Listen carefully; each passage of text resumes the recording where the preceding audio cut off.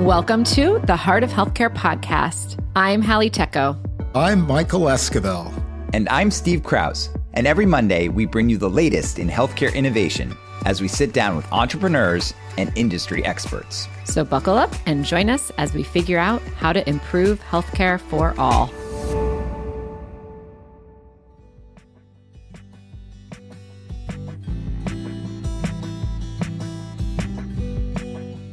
Hello, listeners, and welcome back to the Heart of Healthcare podcast. Today, we are honored and excited to have my good friend Seth Sternberg, who is the co-founder and CEO of Honor. Honor is changing the way we care for our parents. Seth, we're so excited to have you today. Thank you for coming on and joining us. Yeah, thanks for having me. It's good to see you both. After a successful career in tech, tell us about what inspired you to move into healthcare. Yeah. My first company was called Meebo, and it was a consumer internet kind of web IM thing. And toward the end of it, I kind of felt like it was a dancing pixels company, to be blunt, which is like cute stuff happens on the screen, but it doesn't change people's lives. And I wanted to work on something where I could look a human in the eye and know I'd make their life fundamentally better.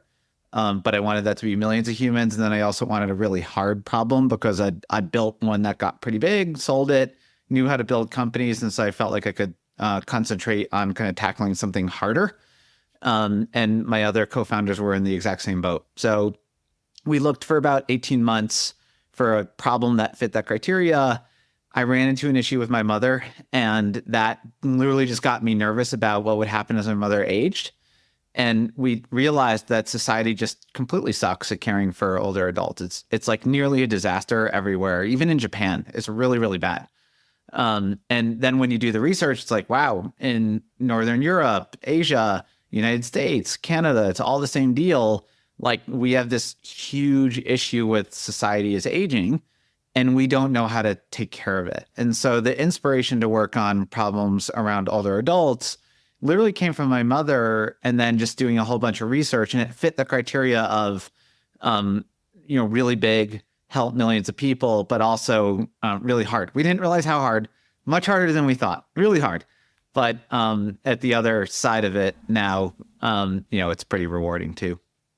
Well, talk about hard, Seth. I like to joke with you, and we've teased each other. Honor is truly a 10-year overnight success story. So it has been, I know, quite a journey to get to this point.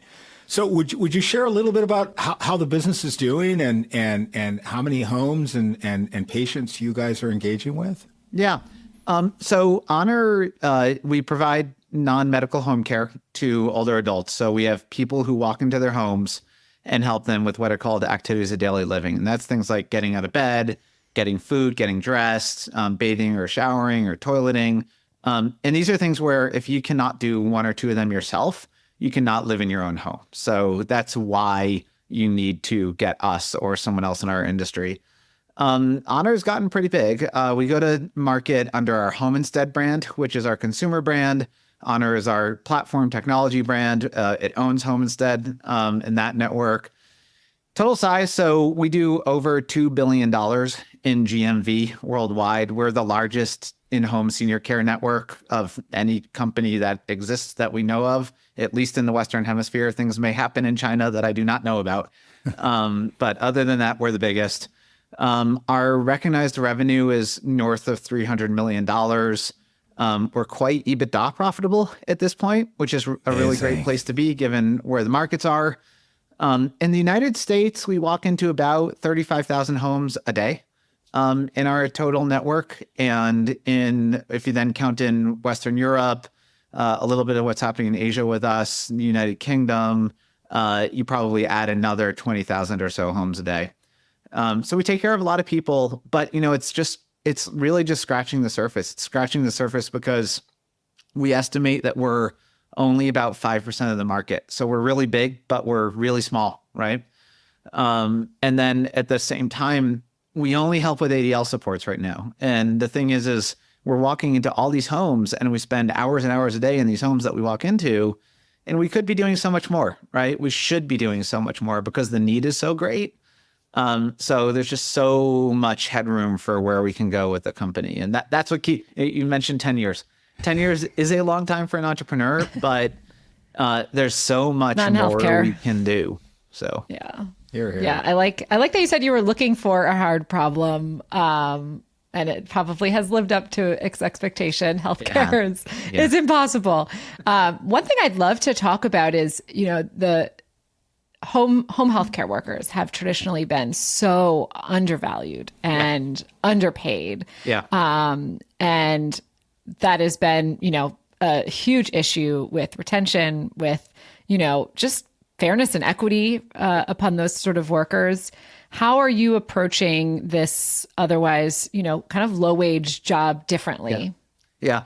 So it turns out that you just identified one of my key passions. When I was doing my first company, I had very little money, and my apartment overlooked a street corner where a lot of day laborers waited to get picked up. And I'd actually go talk to them a lot because I happen to speak Spanish, long story. And life for them is just not fair, right? And life for people who are in service labor in general is not fair. And there are probably two things that kind of drive me in life. One is just kind of this concept of ethics. Like, I hate it when things are not ethical. And then justice is the other thing I'm driven by. And justice is that I really don't think that the way people are born should guide what happens in their lives, even though it does. And I want to fix that. So when we launched Honor, one of the things that we loved is that it was a company that could directly impact this very, very large workforce. So in Bureau of Labor Statistics, BLS, it says there are about 3.5 million personal care aides in the United States. It's a massive workforce, and it's one of the fastest growing workforces. In fact, Bloomberg just put out a graph that said it looks like there's job growth in the city of New York, but there's not, except for home healthcare workers, which is growing so fast that there's net job creation in New York, but only because of basically home healthcare workers. So it's a massive pool of people. And if one of the things that really gets you excited is to help people like that, then it turns out that if you're trying to create this really, really great service to help older adults stay in their homes as they age, probably one of the number one ways to do that is to do what we call care for the care pro. And so that we coined that phrase super early in Honor's existence. And the concept was when we interviewed care pros before we ever started the company, we did that at Starbucks in Phoenix and Sacramento to kind of find out what their lives were like. They just said, like, look, I'm treated like crap, but I'm a professional and I want to be treated like a professional. And so that is where we came up with Care Pro. And we realized that if we treated them like a professional, like a lot of people listening to this or the three of us are treated, and we built systems that would train them and gave them the right tools and put them in the right environment for them, and then gave them the right feedback, and then gave them the kind of right rewards and consequences, the way all professionals get, right? That we would create a better job for them. And then over time, we've just done a ton of data science. We could get into it if we want to, but we almost had to shut the company down in 2015 because it looked like it was just a non-tech tractable, non-scalable problem. We ended up figuring out that AI was literally the only way to scale this thing. That's the reason why we survived and most everybody else failed back in kind of 2015, 2016. And one of the main places we've deployed AI against for the last decade is how to care for the care pro. Like, what do they really want? What really matters to them? How do you create a truly better job for them so that you can see in their statistics that they are actually happier?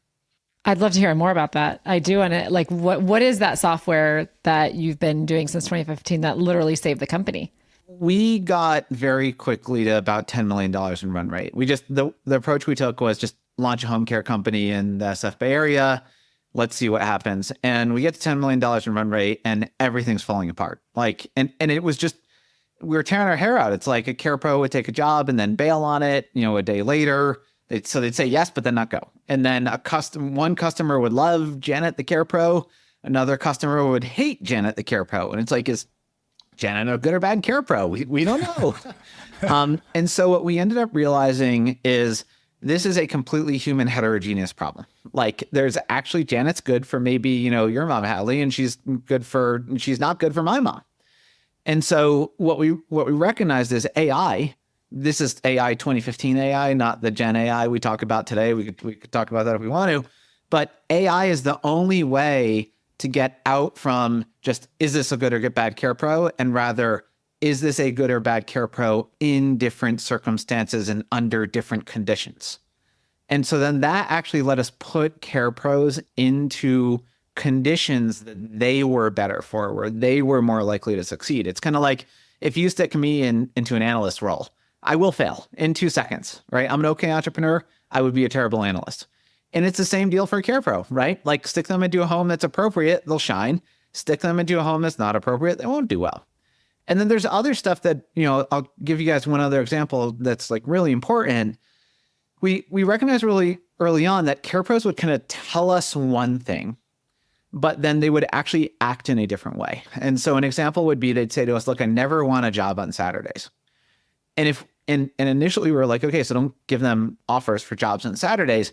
But then they would say, I want that customer over there. And you'd be like, that customer over there has Saturday on their schedule. Like, why do you want that person? And there was some other factor they had not considered. And so then what we ended up really focusing on is what's called revealed preferences. And revealed preferences is you watch how someone behaves because that reveals what they really truly want. And they may not have even known it, but then you can use those preferences to kind of start offering them the right thing for them. Boom, you have a happier employee. So those were some of the things we've been doing in AI. I imagine that sort of algorithm would be helpful across many industries, helping people match with jobs, and even in like the service industry. Yeah. It's very interesting. Yeah, I think that, a lot of times people say to me, there's a huge labor shortage. They can't get enough labor. And my reaction to them is always, what percentage of your market do you own? And usually the answer is, sub 10%. And I'm like, okay, so what you're really saying to me is, you are not good at crafting a great job for your employees. You are failing to compete, right? Because there actually is enough labor. It's just that you are not attracting them away from their current jobs. You're thinking about your company only as a demand side problem, but you have a supply side problem that you have to solve too. And that means that you have to create an attractive offering on both sides. And I think people just miss that and they kind of abdicate responsibility. And they're just like, I can't find people to do it. And it's like, no, you just haven't figured out what actually matters to those people. So Seth, implicit in that answer is that these care professionals are by and large employees of honor. Yep. And that's right. Yeah. And that is right. Yeah. That's right. So that's really also rare. That's also a rare difference, right? Because you're able to give them the kind of oversight, give them the kind of investment in the business that, say, other models that use contractors can't replicate. So would you double click a little on that and share some more? Yeah. So for our first 6 months, when we just launched and we were basically in a shed, we thought, let's use the 1099 model. That's what everybody was using back then. And it literally took us like 3 months to recognize this is not the right model for home care. We needed to be able to train people. We needed to be able to performance manage people. We needed to be able to have uniforms and just totally a different level of service. And so it took us about 3 months to retool and change it into a W-2 system. And now everyone is a W-2 of honor. So they're if they're in our kind of what we call care platform system, they're W-2s directly of us. If they're housed within our home instead franchise network, they're W-2s of that franchise partner in that local territory. But all care pros operating under our brands, they're always W-2s. And there are challenges, to be clear, with the W-2 model from an employee point of view, because they are taxed higher, for example, right? And so you'll often find, people don't talk about this, but I think they should, you'll often find that employees would actually prefer a 1099 model, right? And so what you have to do is you have to recognize that if you're using a W-2 model, there actually are higher taxes on your employees. And so therefore you have to make up for that differential in their take home with either, better take home, more consistent work, or other benefits that make your W-2 job more attractive than some other 1099 kind of gig that they could go and get. Yeah, that's really fascinating, Seth, that you've had that experience, because the instinct in a lot of these health tech businesses is that increased cost, that increased oversight, the increased investment you ultimately make in those individuals is not going to be offset. And what you've clearly demonstrated at Honor is, look, if you put the right incentives, the right structure in place, these care professionals probably yearn for this in the end. Just to be super clear, this goes back to, I think people don't really do the work to understand what their employees want. One of the things that we figured out very early on is when we would just raise an hourly rate from, let's say, $15 an hour to $16 an hour, we would get no differential in retention at all, like zero, no effect. But when we would work really hard on stability, so ensuring that the number of hours that a care pro gets this week is the same as the number of hours they get next week, even if, let's say, one of their customers passes away or moves into a facility, that paid huge dividends, right? So people think in terms of dollars per hour because that's the way they're trained by the media or their friends. But you actually have to think in terms of kind of stability and take-home pay. And that's a very, very different way of thinking that, again, is a place where I think a lot of companies fall down and don't do the work to figure out what does it really mean. Can you tell us a little bit about Home Instead? You run two separate brands. Yep. So Honor is the brand that really is recruiting, training the care pros. And then you have a separate brand that is where the families would come in and find that care pro. Why did you choose to, it's hard to run one brand, yet alone two. Explain kind of the thought there on dividing those brands. Yeah. So home care, when we started Honor, everybody just knew it wasn't scalable. No one could ever scale. It was a $30 billion market in America, and there were 21,000 agencies. And basically, they never got over like a $3 million top line. So we created Honor, and we only had Honor initially. And that was just to figure out how to actually scale home care, right? And like I said, at first, we thought it would shut it down. It can't happen. And then we realized it's basically a lot of AI, right? And then as we started to scale Honor, what we realized is we should actually deploy more of an MSO, DSO-like model. So we started offering that as a platform to third-party agencies. And we said, hey, we'll basically run your entire agency system for you, but you will go to market on your own under your own brand. We then pretty quickly realized as we got pretty big, we're at maybe $70 million at this point. And we're like, you know what? It'd be better if we had just one brand, right? Like one trusted brand.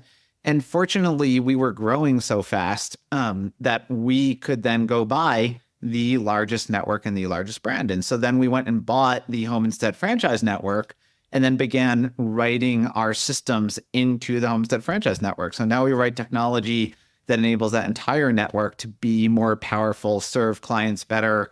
And they get a range of tools from, operating their existing business better, straight through to having us run it on the kind of DSO, MSO model. And the Homestead brand is really powerful, right? Like consumers know it. It's been around for 30 years. And so we're very happy to go to market under a very well-known consumer brand. And then you basically have a platform technology ingredient brand that, you're right, does employ the care pros when you're operating under that DSO model. And the benefit of that long-term is like I said, there's so much more that we want to be able to do, right, in those homes. And some of those things will operate under a Homestead brand. Others of them might operate under a different brand. It might be an Honor brand. It might be yet another brand. But having the flexibility to move in multiple directions, especially in a market where it's hard to overexpress the level of broken in the way we care for older adults and the number of opportunity areas to go fix. And so you want kind of a wide range of motion there. And that's why we chose to have the two brands rather than consolidate down to one. What does the average care professional, how much time does she spend with a patient user? What's that look like? It's different depending on which country you're in. So in the United States, the average visit length is 6 hours. Wow. Okay. The average, it's crazy. The average amount of time per week is 20 hours. So crazy levels of kind of user engagement in the United States. In the United Kingdom, the average visit length is about 45 minutes, right? The average time per week is probably 3 hours instead of 20 hours. That's also true in Germany. But then Switzerland looks a lot more like the United States. So what you find is the kind of culture of how home care works in different countries is actually developed in different ways. A lot of it driven by how did the government participate or not participate in that country. And so we have to have a pretty flexible system. One of the things that we're pretty excited about is with the kind of technology that we build, we're able to think about, hey, we could take the best of what happens in the UK and bring it to the US. Take the best of the US, port that over to the UK, right? Because there's actually things that each system can kind of learn from the other. So that's a thing that we think about fairly frequently. So Seth, do you sense or do you see in the data better retention in the US because they're spending 6 hours with the patient user and only 45 minutes in the UK or Germany, or is that it just doesn't translate, doesn't work that way because of the cultural? That doesn't really change retention. It's interesting. In the UK or Germany, so the UK, our business is actually private pay. In Germany, it's government funded. And the retention's really driven by, we've deployed a whole bunch of AI against this, a set of factors that it turns out really matter to end clients. And what's interesting is the way that you have to build the AI is first, you have to determine what those factors are. Then once you know what the factors are, it's like, okay, well, how do I actually deliver on that factor? And that turns out to be another whole set of AI. So now you're nesting. So I'll give you an example. It might be that one of the factors that they really care about is timeliness, right? This seems pretty obvious. Like, is a care pro on time or not? Doesn't matter if you're going to be here for 45 minutes or 6 hours. Want them to be on time. All right. How do you get care pros to be on time? That turns out to be a really hard problem. How do you handle a client who needs you to get there because they're dependent on you to get up out of their chair to get food? That's a really critical visit, right? If that client has that situation. So now you're using AI to solve that problem that the AI identified that you have to solve in the first place. And the AI can actually weight it, right? The AI can say, look, like this matters this much, that thing matters that much. So put this much resource against this and that much against that. And so you're actually nesting various basically AI. I think the last I heard from the team, I think we have 22 live models right now. Like they all interact with each other. They're all individual models and they're all basically interfacing with each other to end up having a care pro get to a home to care for an older adult. And are there incentives for that care pro to make sure she or he is showing up at, they need them there at 9 a.m. because there's no one to help them get out of the chair to get breakfast or whatever? Or how does that? Just like any other employment situation, you have a kind of a set of positive and negative incentives. And it turns out that that's a thing that you should deploy AI against too. So there's this thing that's humans think they're like amazing at running other humans, right? At like managing other. And there's this thing called the Dunbar number. And the Dunbar number basically says that a human can hold up to 150 relationships in their head. And it turns out that the Dunbar number is actually the reason why home care companies traditionally have not scaled, because the humans are trying to keep the relationships and like the mesh between client needs, care pro wants, and then kind of family and office staff. And you discover that like a $1.5 million agency is about 150 humans. That's why they get to about 1.5 to $2 million bucks and they stop. They've hit the Dunbar number, right? And then quality starts to decline precipitously. So what you can do in AI that's super powerful is you can actually give a hyper-personalized job to thousands of care pros. In fact, now if you have thousands of care pros and thousands of clients, all of a sudden you can give much more personalized jobs, right? Because you have more liquidity in your market. So there's a lot of power and scale if you can build the system that can actually manage it and understand it. And the only way to really do that is AI. And again, I'm talking AI kind of the 2015, 2016 version. There's all sorts of cool stuff you can do with Gen AI, right? Like now humans barely write our care plans anymore, right? Like if a person goes into a home and does an in-home consult with an older adult and kind of notes down the situation in the home and the state of the home and the health conditions that person has and the needs that person has, how many other people just like that has the machine seen? And the answer is hundreds of thousands at this point. So it knows the care plan that was developed for people just like that, right? And it can actually do a better job holding all that data in its head and spit out a care plan that is going to be better than what a human can do, right? So we're in this really interesting world right now where now we can just create better human outcomes using kind of a machine in the middle, but it's still a very human service on the periphery. Do you guys think you'd ever get into other forms of caregiving, childcare, housekeeping, and all these other types? Yeah. The way I think about so like it would be possible, right? Never say no to anything. But there's actually really different dynamics in each of those markets. I'll give you an example. Elder care versus childcare. When we were launching Honor, I was worried we'd fail because the childcare companies kind of never seemed to work, right? And they never got big, they never got scale.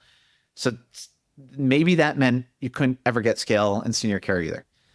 Turned out that one of the really big differences is that you and I probably live with our kids, but you and I probably don't live with our parents.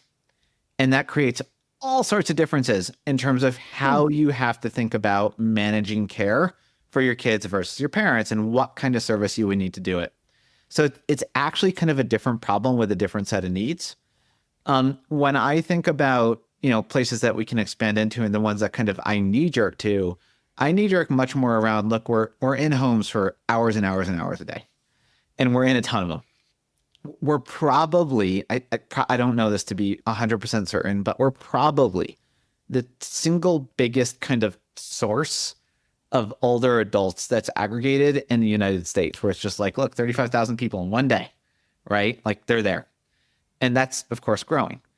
And so when I think then, hey, how could we make getting food like substantially better? Because food's hard, right? Like you can't just use Instacart to order groceries because this population segment, it's hard for them to get the grocery bag at the front door. It's hard to pick it up. It's hard to put it into the refrigerator. Like food's a big problem. Drugs are a big problem, right? Like these are not easy things to do because we're talking about a population that has mobility challenges. What can we do around that, right? Like that's a near-term problem someone's got to solve. And I think we're best positioned to solve it. And I think that, for any entrepreneur that's thinking about what to build, there's kind of this question of what big societal problems are you best positioned to solve? And like, I think a lot of people can probably work on, problems around childcare, but I think that we can uniquely solve problems around taking care of older adults in ways that probably just no one else can. They don't have that kind of set of tools and positioning and resources that we now have around that space. Amazing. Well, Seth, thank you so much for everything, and congratulations. Yeah, well, thank you. Thanks for having me. It's been a lot of fun. Thanks for joining us today, Seth. Have a good day. We'll talk soon.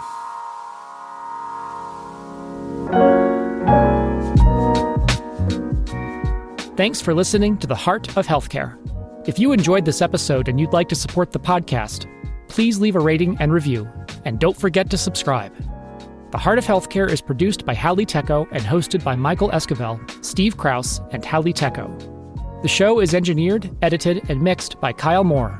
Visit our website, heartofhealthcarepodcast.com, for show notes and details.